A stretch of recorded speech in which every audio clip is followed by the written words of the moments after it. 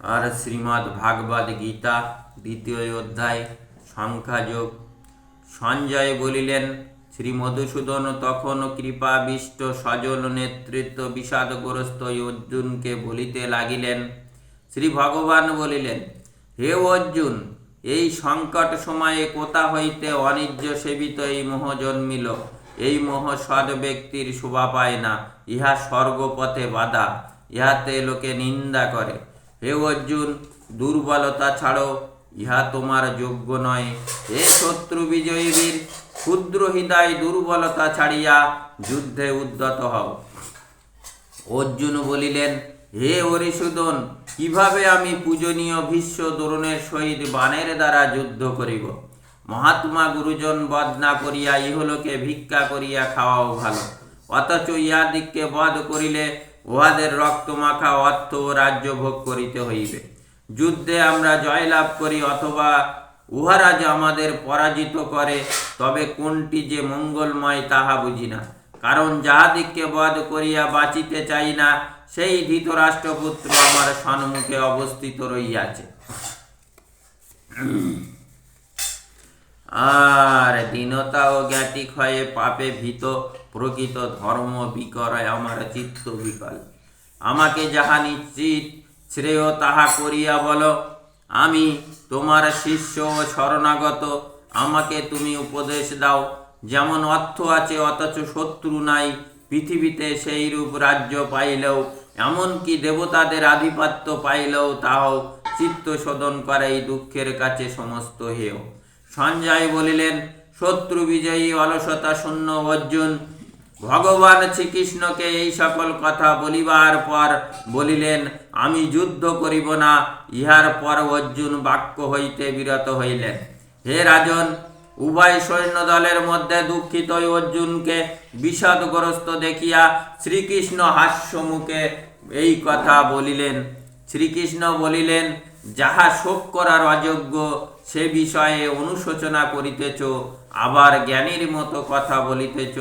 কিন্তু জ্ঞানী ব্যক্তিরা মৃত বা জীবিতদের জন্য কখনো শোক করেন না। আমি তুমি বা এই রাজারা যে ইতিপূর্বে ছিলাম না তাহাও নহে, কিংবা পরেও যে থাকিব তাহাও নহে। যেমন প্রত্যেকের জীবনে বাল্য, যৌবন, বার্ধক্য আসে যায়, আত্মা অন্য দেহ চলিয়ে যাওয়া, তেমনি মৃত্যুও একটি, ইহাতে পণ্ডিতেরা কখনো বিচলিত হন না। হে অর্জুন, ইন্দ্রিয় গুণের সহিত বিষয়ের সংযোগে সুখ দুঃখ শীত গ্রীষ্মাদি বোধ জন্মে। অতএব এই সকল অনিত্য বিষয় তুচ্ছ জ্ঞানে সহ্য করাই ঠিক। হে পুরুষ শ্রেষ্ঠ, যে ব্যক্তি জ্ঞানী তিনি এই সুখ দুঃখকে সমান মনে করেন। যাহাকে এই সকল ইন্দ্রিয় পীড়া দিতে পারে না, তিনি মোক্ষ লাভ করিতে পারেন। যে জ্ঞানী সুখ দুঃখের জন্য চিন্তা করে না। অনিত্য বস্তুর অস্তিত্ব নাই, নিত্য বস্তুর বিনাশ নাই, তথ্যদর্শীগণ ইহার প্রকৃত রূপ জানিতে পারিয়াছেন। যিনি সর্বত্র ব্যাপী আমাকে অবিনাশী বলিয়া জানিও, সেই অব্যয় আত্মাকে কেহ বিনাশ করিতে সমর্থ হয় না। পণ্ডিতরা বলেন, এই দেহধারী আত্মা নিত্য বস্তু, ভোগ রহিত, পরিণাম শূন্য। এই আত্মার দেহগুলি বিনাশ হইবে। অতএব হে অর্জুন, যুদ্ধ করো। যে ব্যক্তি আত্মাকে হন্তা বা হত বলেন, তাহারা উভয়ই কিন্তু কিছু জানেন না। কারণ আত্মা কাহাকেও বধ করেন না বা করানো বা কাহারও দ্বারা হত হয় না। এই আত্মা জন্মে না, মরে না, বারবার জন্মিয়েও সে বৃদ্ধি পায় না। ইহার ক্ষয়ক্ষতি কিছুই নাই। ইহা আজ নিত্য, শাশ্বত, চিরপুরাতন। ইহা দেহ হত হইলেও আত্মা হত হয় না। এই আত্মা সর্বদাই এক প্রকার, উহা জন্ম বৃদ্ধি ক্ষয়হীন। হে পার্থ, যিনি এইভাবে আত্মাকে জানেন, তিনি কাহাকেও বা বধ করেন বা করান। মানব যেমন এই পুরাতন বস্ত্র ছাড়িয়া নতুন বস্ত্র পরিধান করে, আত্মা পুরাতন দেহ ছাড়িয়া নতুন দেহ ধারণ করে।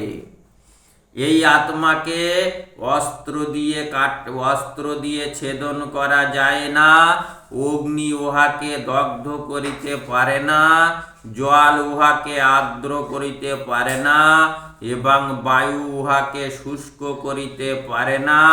এই আত্মা ছিন্ন, দগ্ধ, শুষ্ক বা স্নিগ্ধ হয় না। ইহা চিরকাল একভাবে আছে, অথবা সর্বব্যাপিয়া পরিবর্তনহীন। ইহা অচল ও সনাতন। আর অতএব ইহাকে এই প্রকারে জানিয়া ইহার জন্য তোমার অনুশোচনা করা উচিত নহে। হে মহাবীর, আত্মা নিত্য জন্মে আর নিত্য মরে যদি মনে করো, তাহাতে বা দুঃখ কেন? কারণ জন্মিলে মৃত্যু আর মরিলেই জন্ম, ইহা এড়ানো যায় না। তাই এই বিষয়ে তোমার দুঃখ করা বৃথা। হে পার্থ, জীবগণ জন্মের আগে কি ছিল বা মরণের পরে কি হইবে তাহা জানে না, বর্তমান জানা যায়। সুতরাং এ সকল বিষয়ে বৃথা খেত করিবার কি আছে? এই আত্মাকে কেহ আশ্চর্য বলিয়া মনে করেন, কেহ আত্মাকে আশ্চর্য রূপে বর্ণনা করেন, আবার কেহ আশ্চর্য বলিয়া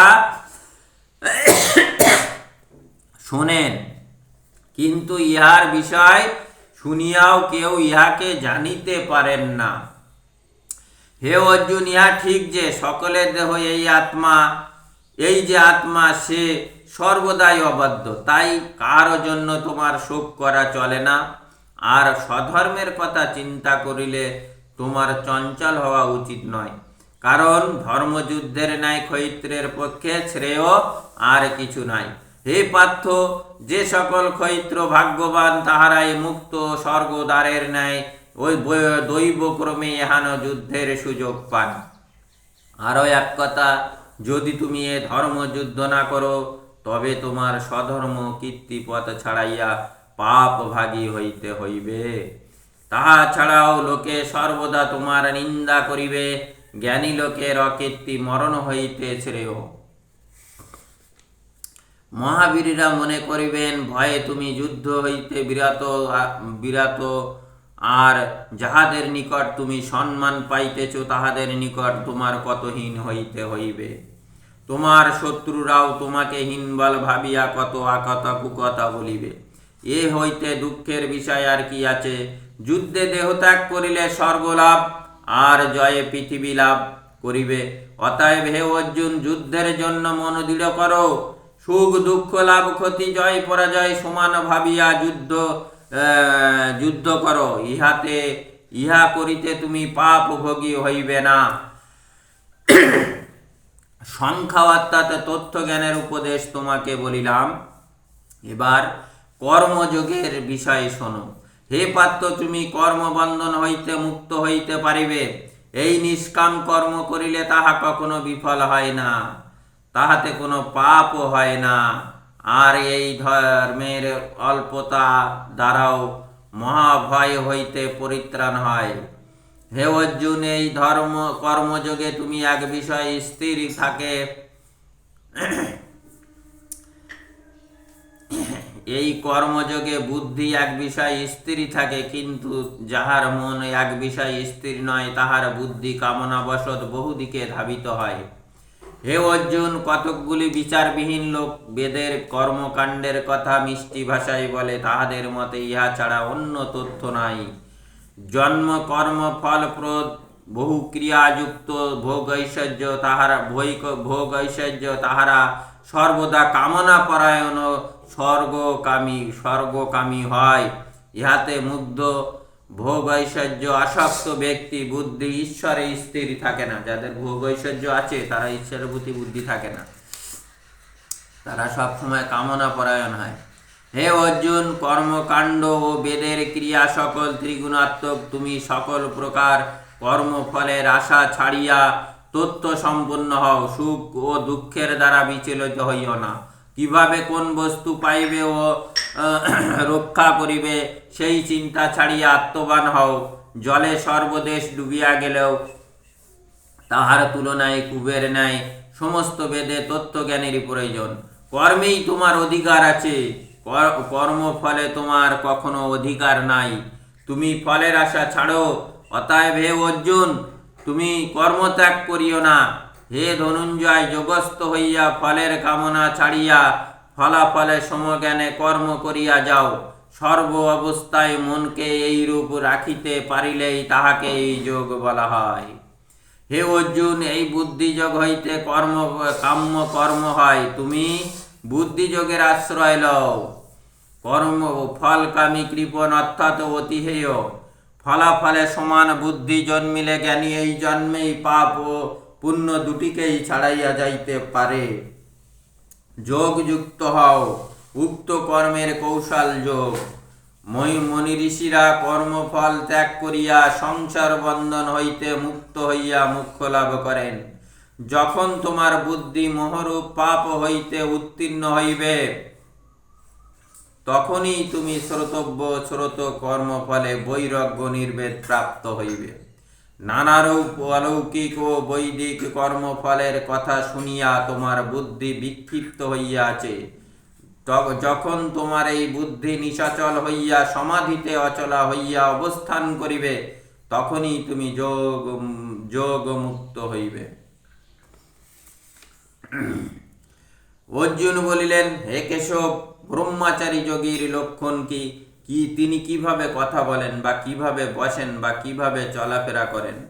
শ্রী ভগবান বলিলেন, হে পার্থ, যখন যোগী মনোগত সমস্ত কামনা ত্যাগ করিয়া আপনাতেই আপনি তুষ্ট থাকেন, তখনই তাহাকে স্থির প্রজ্ঞা বলা হয়। যিনি শুভ বিষয়ে ফল পাইয়াও আহ্লাদিত বিকারগ্রস্ত হন না, তাহারাই স্থির প্রজ্ঞা প্রতিষ্ঠিত হইয়াছে। কুর্ম যেমন আপন অঙ্গ সকল সংকুচিত করিয়া নিজ দেহের মধ্যে গুটাইয়া লয়, সেইরূপ যে ব্যক্তি ইন্দ্রিয় সকল বিষয় ভোগ বস্তু হইতে ফিরিয়া আনিতে পারেন, তাহারা স্থির প্রজ্ঞা হইয়াছে। কেহ কেহ ইন্দ্রিয় দ্বারা ভোগ বাসনা করেন না, তথাপি তাহার ভোগের আকাঙ্ক্ষা থাকিয়াই যায়, কিন্তু স্থির প্রজ্ঞা ব্যক্তির ঈশ্বর দর্শনেই তাহা লুপ্ত হয়। হে অর্জুন, জ্ঞানী ব্যক্তির মোক্ষের জন্য যত্ন করিলেও সময় সময় তাহার মনকে বলবান ইন্দ্রিয়েরা বলপূর্বক কুপথে লইয়া যায়। যিনি যোগী, তিনি ইন্দ্রিয় সকলকে দমন করিয়া মতপরায়ণ হইয়া থাকেন, কারণ যাহার ইন্দ্রিয়গুলি বশীভূত হইয়াছে, সেই ব্যক্তি স্থির প্রজ্ঞা। বিষয়ের বিষয় চিন্তা করিতে করিতে মানবের এই মনে সেই আসক্তি জন্মে। আসক্তি হইতে কামনা, এবং সেই কামনা বাধা পাইলে ক্রোধের উদয় হয়। ক্রোধ হইতে মোহ জন্মে, আবার মোহ হইতে স্মৃতি ভ্রংশ হয়, এবং স্মৃতি ভ্রংশে বুদ্ধি ভ্রংশ হয়, এবং বুদ্ধি ভ্রংশে মানব অধঃপতনে যায়। যাহার মন নিজ বশ হইয়াছে এবং ইন্দ্রিয়গুলি মনের বশে আছে, তিনি বিষয় ভোগ থাকিয়াও অন্তরে শান্তি লাভ করেন। আর যাহার মন সদাই প্রসন্ন, তাহার সর্ব দুঃখের হানি হয় ও অতি শীঘ্রই বুদ্ধি স্থির হয়। যাহার মন স্থির হয় নাই, তাহার আত্মজ্ঞান হয় না। আর যাহার ভাবনা নাই, তাহার শান্তি নাই। শান্তি বিনা সুখ কোথায়? যে ইন্দ্রিয়গুলি বিষয় ভোগ করিবার জন্য ছুটিয়া বেড়ায়, তাহার যে কোনো একটি পশ্চাদে মন ধাবিত হয়, এবং বায়ু যেমন জলে নৌকাকে ডুবাইয়া দেয়, তেমনি উহা মানবের প্রকৃত বুদ্ধিকে হরণ করিয়া লয়। অতএব মহাবীর অর্জুন, যাহার সমগ্র ইন্দ্রিয় ভোগ বিষয় হইতে সম্পূর্ণভাবে নির্বৃত্ত হইয়াছে, তাহারই প্রজ্ঞা প্রতিষ্ঠিত হইয়াছে। সাধারণ প্রাণীর যেখানে রাত্রি সংযমী সেই ব্যাপারে জাগ্রত থাকেন, আবার সেই বিষয় লইয়া সাধারণ প্রাণীরা জাগ্রত জ্ঞানীদের সেই ব্যাপারে নিদ্রার স্বরূপ। নানা প্রকার নদ নদীর জল সাগরে গিয়া পড়ে, কিন্তু তাহাতে সাগরে কিছু পরিবর্তন হয় না, তেমনি সেই ব্যক্তি ভোগে থাকিয়াও শান্তি লাভ করিয়া থাকেন। কিন্তু যে ভোগের ইচ্ছা করে তাহার পক্ষে শান্তি দুর্লভ। যে ব্যক্তি সমস্ত কামনা ত্যাগ করিয়া আকাঙ্ক্ষা, অহংকার ও মমতা শূন্য হইয়া সংসারে বিচারণ করেন, সেই ব্যক্তি শান্তি লাভ করেন। হে অর্জুন, ইহাকেই ব্রহ্মনিষ্ঠায় অবস্থিত বলে। ইহা পাইয়া সেই ব্যক্তি আর সংসার মায়ায় মুগ্ধ হয় না। মৃত্যুকালে এই জ্ঞান স্থির হইলে তাহার ব্রহ্ম নির্বাণ লাভ হয়। ইতি সংখ্যাযোগ নামক দ্বিতীয় অধ্যায় সমাপ্ত। রাধে রাধে।